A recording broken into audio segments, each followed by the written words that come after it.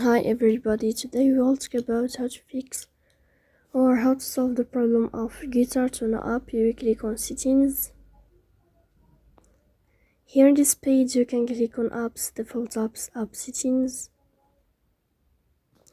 On above you can search about GuitarTuna and you will enter.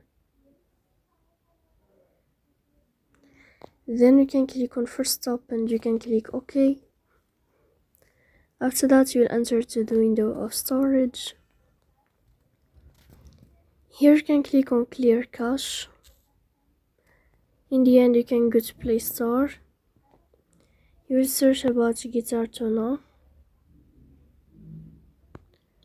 and then you can update your app if you find update here. So please don't forget to support us by like and subscribe. See you next time in another video and thank you for your attention.